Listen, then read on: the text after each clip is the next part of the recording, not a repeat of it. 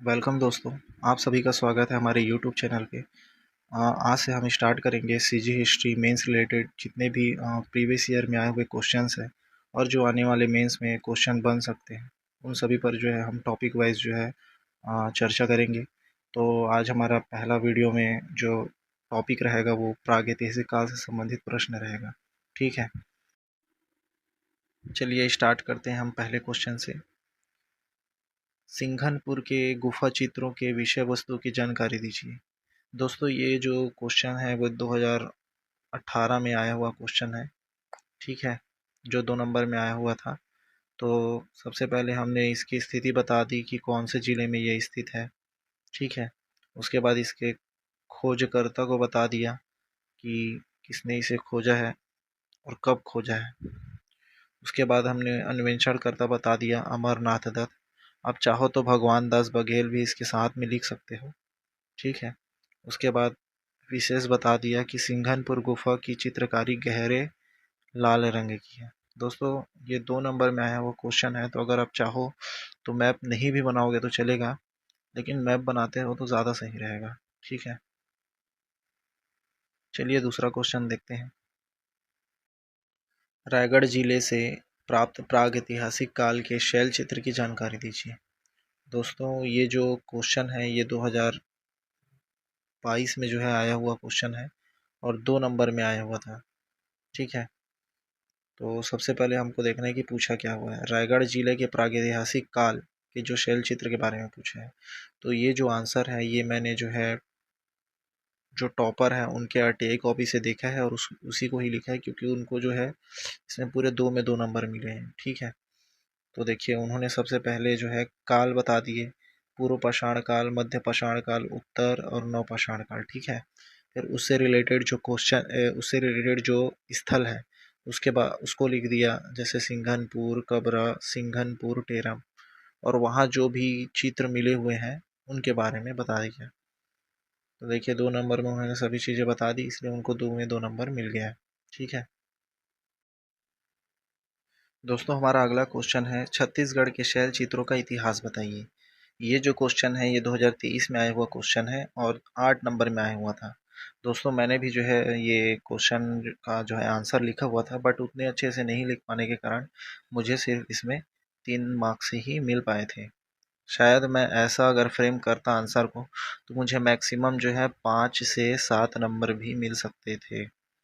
देखिए इसमें जो है मैंने बताया कि जो शैल चित्र से रिलेटेड जो भी काल है उसका नाम लिख दिया और उसके स्थल बता दिए। आपको इनमें से जो भी, अगर स्थल तो बहुत सारे हैं लेकिन आपको जो भी स्थल याद आते हैं आप उसको फटाफट लिख सकते हो। ठीक है, उसके बाद में देखिए 5 जो है बता दिया मैंने। उसके बाद इसकी विशेषताएं बता दी 5। ठीक है, जैसे कि सिंघनपुर से प्राप्त शैलचित्र सर्वाधिक पुराने हैं, ये लाल रंग के हैं। दूसरा बता दिया मैंने कबरा पहाड़ के शैलचित्र गहरे लाल रंग के हैं। तीसरा बता दिया चितवा डोंगरी में जो है ड्रैगन की आकृति है। चौथा बता दिया सर्वाधिक शैलचित्र जो है रायगढ़ जिले से प्राप्त हुए हैं। पांचवा बता दिया कि इनमें जो है मानव की आकृति, पशु की आकृति अंकित है करके। ठीक है, उसके बाद मैंने जो है मैप के माध्यम से बता दिया कि कहाँ कहाँ से जो है हमको शैल चित्र जो है प्राप्त हुए। उसके बाद जो है साइड में मैंने जो है खोजकर्ता बता दिया।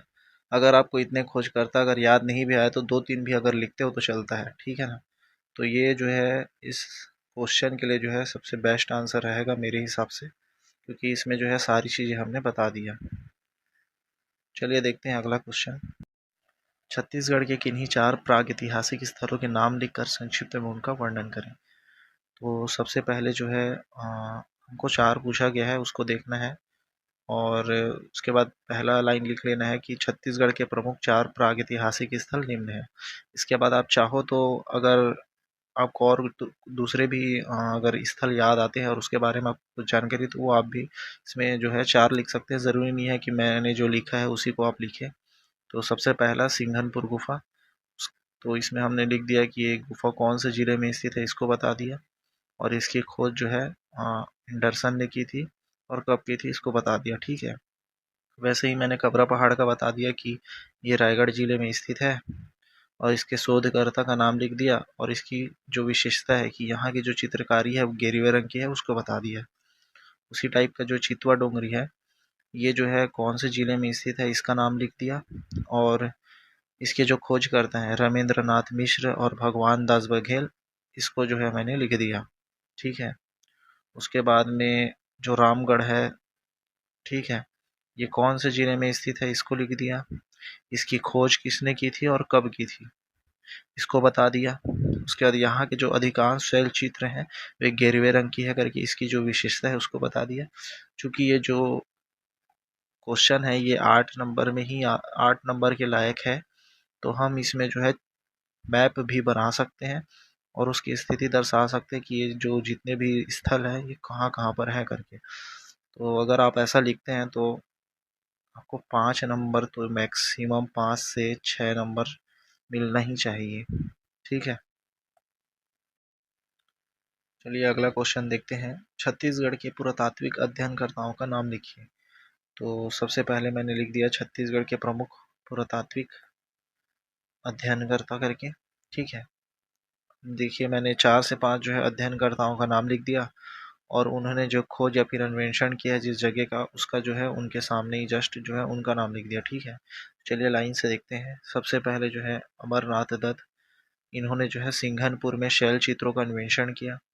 दूसरा है मोरेश्वर गंगाधर दीक्षित, इन्होंने जो है धनोरा में आरंभिक उत्खनन कार्य जो है प्रारंभ किया। ठीक है। उसके बाद तीसरा है अरुण कुमार शर्मा, जिन्होंने करकाभाट में महापाषाण का उत्खनन किया। ठीक है। चौथा है रमेंद्र नाथ मिश्र व भगवान दास बघेल, इन्होंने चितवा डोंगरी में शैल चित्रों की खोज की थी। ठीक है।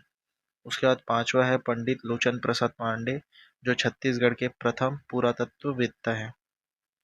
तो ये जो क्वेश्चन है जो है आने वाले जो है मेंस में जो है ऐसे क्वेश्चन बन सकते हैं, तो इसको आप ज़रूर देख लीजिए। तो अगला क्वेश्चन है हमारा, छत्तीसगढ़ के महापाषाण स्तंभ संबंधित स्थलों के बारे में बताइए। छत्तीसगढ़ में महापाषाण स्तंभ संबंधित जो भी स्थल है उसके बारे में हमको बताना है। तो महापाषाण स्तंभ होता क्या था दोस्तों? पहले के समय में यदि किसी व्यक्ति की अगर मृत्यु हो जाती थी तो उसके कब्र के ऊपर में बड़े पत्थर या फिर लोहे जो खंभे टाइप से होते थे उसको जो है रख दिया जाता था और उसके जीवन से रिलेटेड जो भी चीज़ें रहती थी उसको उसमें जो है लिख दी जाती थी। इसी को ही जो है महापाषाण स्तंभ जो है कहते थे। ठीक है। तो कौन कौन से जगह में मिला है छत्तीसगढ़ में इसको हमको लिख देना है। तो पहला मैंने लिख दिया कि बालोद जिले के करही भदर, चिररारी, सोरर, करकाभाट में पाषाण घेरे के अवशेष मिले हैं। ठीक है। दूसरा मैंने लिख दिया बालोद जिले के धनोरा नामक स्थल से लगभग 500 महापाषाण युगीन स्मारक प्राप्त हुए हैं। तीसरा मैंने बता दिया बालोद के करका भाट से पाषाण युग का मेनहिर जो पाषाण स्तंभ ही है के साथ लोहे के औजार व मृत भाण मिले हैं। ठीक है। क्योंकि उस टाइम पे जो है जो भी चीज़ें उससे रिलेटेड जो भी वो यूज़ करते थे उस समय के व्यक्ति उसको भी जो है उसके कब्र के पास में रख दिया जाता था। ठीक है। तो यहाँ पर जो है मृत भाण रख दिए हैं, उसके औजार जो यूज़ करते हुए होंगे उसको जो है उसके कब्र के पास में रख दिया था। ठीक है। उसके बाद में देखते हैं चौथा, बिलासपुर के मल्हार से भी जो है महापाषाण युगीन जो है अवशेष मिले हैं। ठीक है। तो ये सब चीज़ें जो है मैंने लिख दिया और महापाषाण स्थल जो है जो जिस जिस जगह से मिला हुआ है उसको जो है मैप में छोटा सा बता दिया। छत्तीसगढ़ से प्राप्त पाषाण युगीन औजार के बारे में बताइए। दोस्तों अभी तक हमने जो है स्थलों के बारे में जो है देखा है। अब हम जो है जो औजार मिले हैं और किस टाइप से मिले हैं है ना उसके बारे में जो है हमको इसमें बताना है। जैसे कि कबरा पहाड़ जो है आपको पता ही है कि ये रायगढ़ जिले में है और यहाँ से जो है मध्य पाषाण युग के लंबे फलक और अर्ध चंद्राकार आकार के जो है औजार प्राप्त हुए हैं। ठीक है। वैसे ही सिंघनपुर महानदी घाटी यहाँ से जो है उत्तर पाषाण युग के जो है लघुकृत पाषाण औजार जो है प्राप्त हुए हैं। ये दो चीज़ें। तीसरा अर्जुनी बोनटीला चितवा डोंगरी टेरम, ठीक है, यहाँ से नौ पाषाण काल से संबंधित जो है हथौड़े मिले हुए हैं। दोस्तों आप इसमें ध्यान देना कि आपको जो है औजार के बारे में पूछा है कई बार होता क्या है कि हम जो है औज़ार देखते नहीं हैं, पाषाण युगीन बस देखते हैं और स्थलों के जो है नाम लिख कर आ जाते हैं। तो आपको जो है जो भी क्वेश्चन पूछा हुआ है उसको ध्यान से पढ़ना है और वही चीज़ें ही लिखनी है, ठीक है? दोस्तों, हमने प्रागैतिहासिक काल से संबंधित जितने भी प्रश्न आए हुए थे, उन सभी पर जो है हमने चर्चाएँ कर ली हैं। आने वाले जो है वीडियो में हम वैदिक काल, रामायण काल और महाभारत काल से संबंधित जितने प्रश्न बन सकते हैं हमारे मेंस में, उन सभी पर जो है हम चर्चाएँ करेंगे। ठीक है? Yeah!